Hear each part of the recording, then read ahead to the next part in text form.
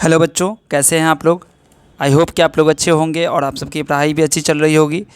आज की वीडियो में हम लोग करने वाले हैं क्लास 10th एनसीईआरटी की मैथ की बुक का चैप्टर नंबर 3 के एक्सरसाइज 3.1 न्यू बुक से एक्सरसाइज 3.1 और ओल्ड बुक से जो कि एनसीईआरटी की ओल्ड बुक है, ठीक है, उसमें ये एक्सरसाइज 3.2 है। ठीक है, तो इसके हमने 1 से लेकर 4th तक के प्रॉब्लम को मैंने आपको समझा दिया, 1 to 4 मैंने आपको समझा दिया है। आज हम लोग करेंगे 5, 6, 7। ठीक है, तो इस वीडियो को पूरा देखिएगा, ध्यान से देखिएगा, मैं हर एक चीज़ आपको समझाऊंगा। ठीक है, और मैं उम्मीद ऐसा करता हूं कि आपको फिर दोबारा किसी वीडियो की ज़रूरत नहीं पड़ेगी। देखो यहाँ पर क्या है, हाफ द पेरीमीटर। मैं इस क्वेश्चन को हिंदी और इंग्लिश दोनों में समझाऊंगा, इसलिए अगर आप इंग्लिश मीडियम से हैं या हिंदी मीडियम से हैं, दोनों बच्चों के लिए ये वीडियो यूज़फुल होगी। ठीक है, half the perimeter of a rectangular garden whose length is 4 metre more than its width is 36 metre, find the dimension of the garden. Question में ये कह रहा है, देखो हिंदी वाले जो स्टूडेंट होंगे, हिंदी मीडियम वाले, उनके लिए क्वेश्चन देखो क्या कह रहा है। एक आयताकार बाग यानी कि एक रेक्टेंगुलर गार्डन है, बाग है, ठीक है, जिसकी लंबाई चौड़ाई से 4 मीटर अधिक है। यानी कि उस आयताकार बाग, उस रेक्टेंगुलर बाग की लंबाई चौड़ाई से 4 मीटर अधिक है। चौड़ाई जितनी भी होगी उससे 4 मीटर ज़्यादा उसकी लंबाई है। सपोज़ चौड़ाई जो है इसकी, मान लो अगर 10 है तो लंबाई कितनी हो जाएगी, 10 + 4 होगा, यानी कि 14 हो जाएगा। चौड़ाई अगर मान लो कि इसकी 20 है तो लंबाई कितनी होगी, 20 में 4 जोड़ देंगे, 20 + 4 हो जाएगा, यानी कि 24 हो जाएगा। तो इस तरीके से हम लोग आगे बढ़ते हैं। तो क्वेश्चन कह रहा है का अर्ध परिमाप, यानी कि एक आयताकार बाग जिसकी लंबाई उसकी चौड़ाई से 4 मीटर ज़्यादा है, उस आयताकार बाग का अर्ध परिमाप। अर्ध परिमाप बोले तो सेमी पेरीमीटर है ना, सेमी पेरीमीटर। सेमी पेरीमीटर क्या होता है, पेरीमीटर का आधा। अर्ध परिमाप कितना है, 36 मीटर। तो बाग की विमाएँ यानी कि डायमेंशन बताना है। तो बच्चों यहाँ पर जो आपकी लेंथ है और विड्थ है, इसको हम मानेंगे x और y। तो आप कुछ भी मान सकते हैं, किसी को लेंथ को x मानो, ब्रेथ को x मानो, किसी को मान सकते हो। ठीक है, तो हम लोग यहाँ पर करते हैं, let the width of the garden. पहले हम किसको मानेंगे, विड्थ को मानते हैं। ठीक है, विड्थ ऑफ द गार्डन क्या हो जाएगा, x। ठीक है, x मीटर भी मान सकते हो आप। ठीक है, हमने x माना सिर्फ, और and length is equal to y। x और y मान लिया हमने, चूंकि 2 वेरिएबल वाला है ना, लीनियर इक्वेशन 2 वेरिएबल है, इसलिए हम लोग x और y मानेंगे। अगर ये 1 वेरिएबल वाला होता तो उसके लिए हम लोग x ही मानते या y ही मानते सिर्फ, और इसके अकॉर्डिंग हम लेंथ मानते। ठीक है, अब यहाँ पर इसकी पेरीमीटर क्या होगी। अच्छा, पहली चीज़ इसको देख लो, चलो पेरीमीटर निकाल लो। पेरीमीटर क्या होगा इसका, तो पेरीमीटर इसका होगा 2 × लेंथ प्लस ब्रेथ होता है, यानी कि 2 × y + x हो जाएगा। या फिर आप इसको ऐसे भी लिख सकते हो, 2 × x + y, ये भी लिख सकते हो। ठीक है, अब आते हैं क्वेश्चन के अकॉर्डिंग।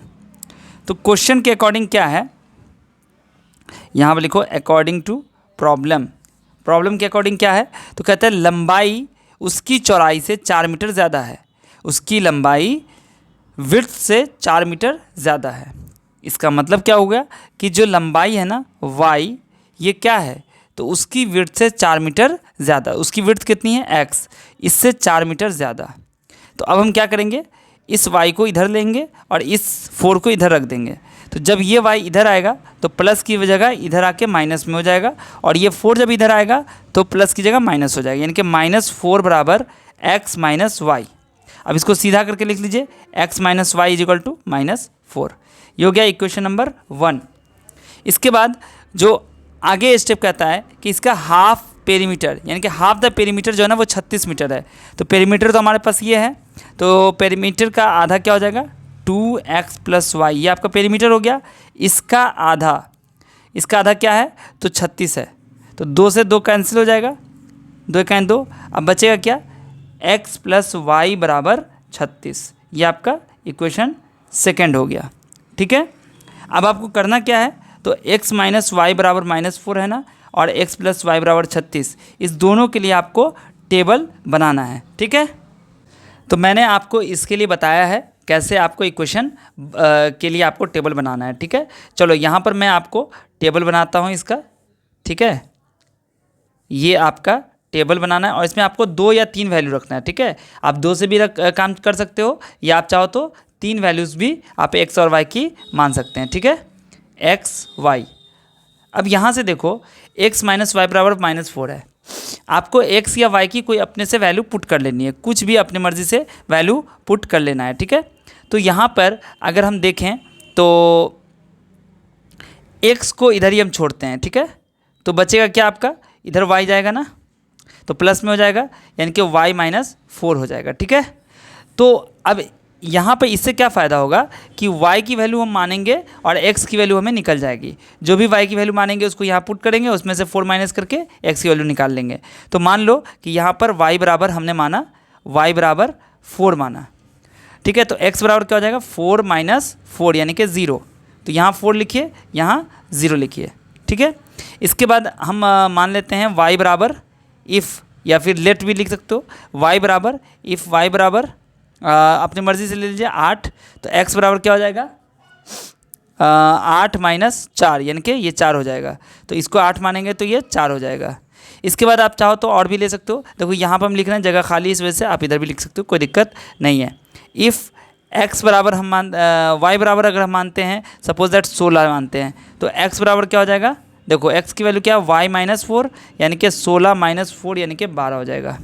तो x की वैल्यू 12 तो y की वैल्यू 16, ठीक है।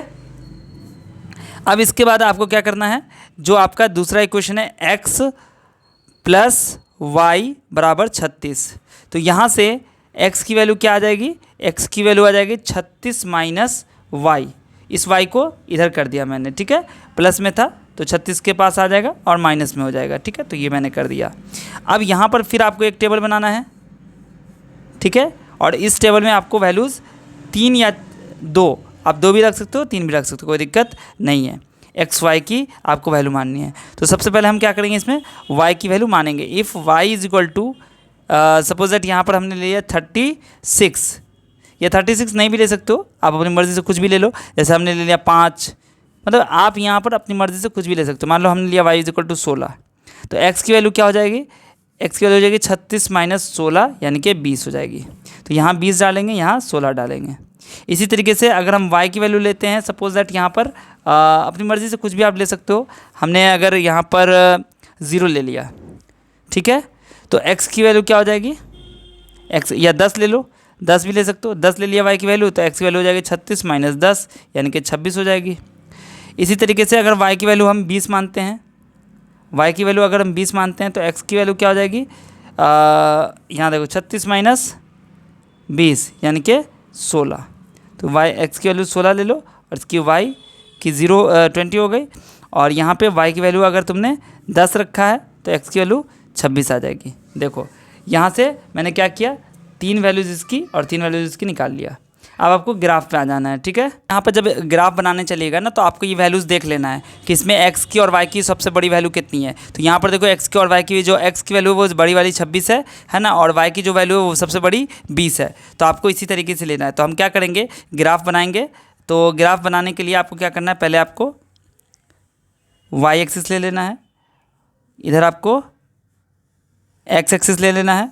अब आपको करना क्या है, तो देखो यहाँ पर मानेंगे 0 और ये मानेंगे 4, यानी कि इसका जो 1 सेंटीमीटर है ना, हम उसको 4 सेंटीमीटर मानेंगे। 4 यहाँ हो जाएगा 8, ये हो जाएगा 20, 4 12 हो जाएगा। उसका 4 चौके 16, 4 पंचे 20, 4 छक्के 24, 4 सत्ते 28, 4 अट्ठे 32। इधर आपको उसी तरीके से -4, -8, -12 लिख लेना है। यहाँ भी आपको 4, इधर आपको लेना है 8, इधर आपको लेना है 12, इधर आपको लेना है 16, इसके बाद 20, इसके बाद 24, उसके बाद 28, उसके बाद 32, ऐसे लेना है, ठीक है। और नीचे भी आपको -4, -8, -12 और आपको ले लेना है -16, फिर लेना है आपको -20, ऐसे ले लेना है, ठीक है। अब देखो यहाँ पर क्या है, 0 4, तो 0 x का 0 y का 4 है, तो x का 0 तो यहाँ है और y का 4 यहाँ, तो आपका पहला वैल्यू यहाँ आ जाएगा। इधर लिख दीजिएगा 0 4, ठीक है। 4 8, एक्स का 4 वाई का 8, एक्स का 4 है वाई का 8 है, मतलब यहाँ पे आ जाएगा। ठीक है, एक्स का 4 वाई का 8, तो यहाँ पे ले लेना है आपको 4 और 8।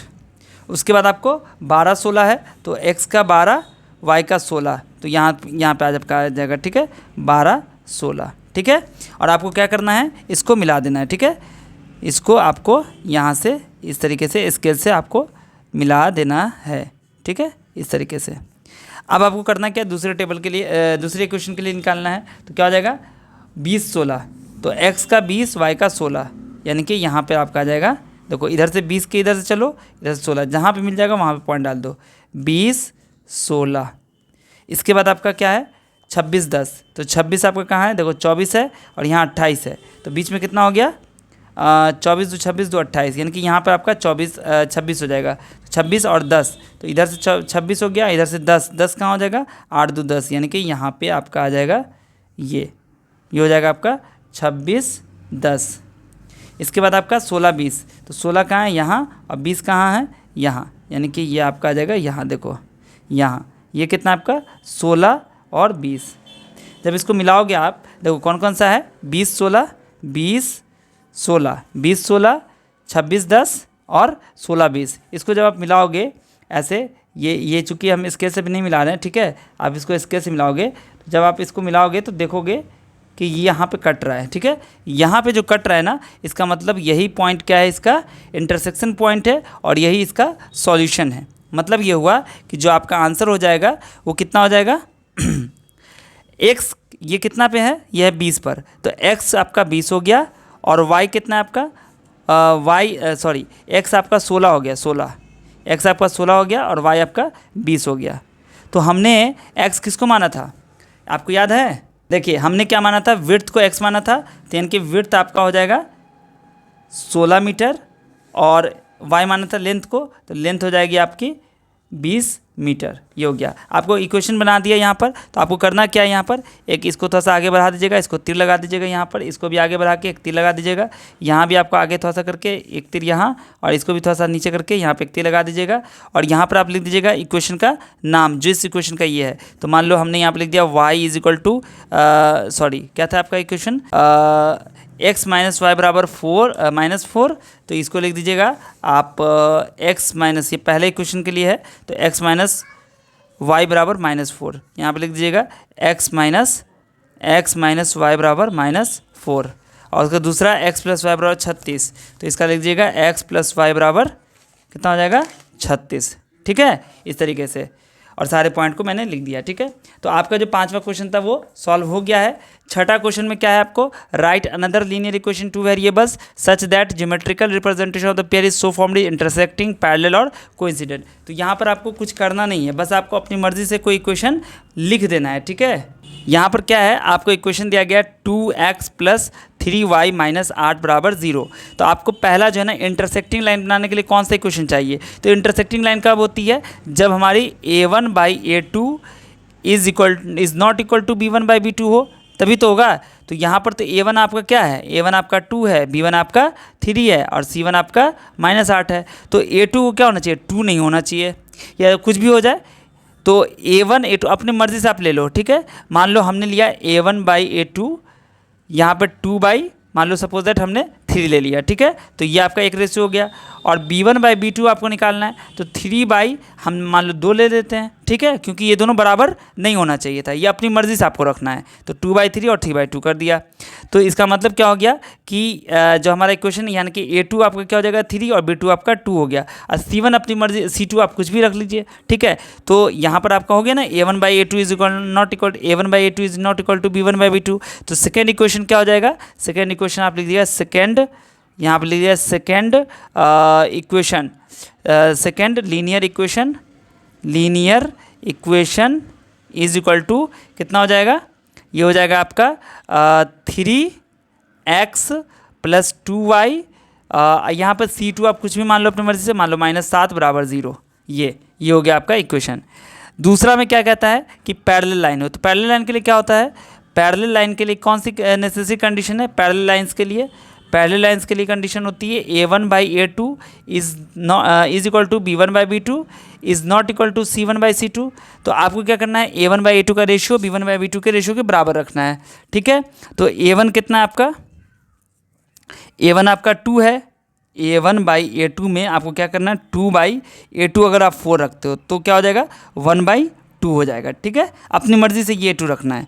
फिर B1/B2 को क्या करना है, 1/2 के बराबर ही रखना है। तो आपका जो B1 है ना, B1 कितना है, 3 है। तो आपको क्या करना है, 3/6 रख लेना है। 3 1 3, 3 2 6, यानी कि 1/2 आ गया, दोनों में 1/2 आ गया।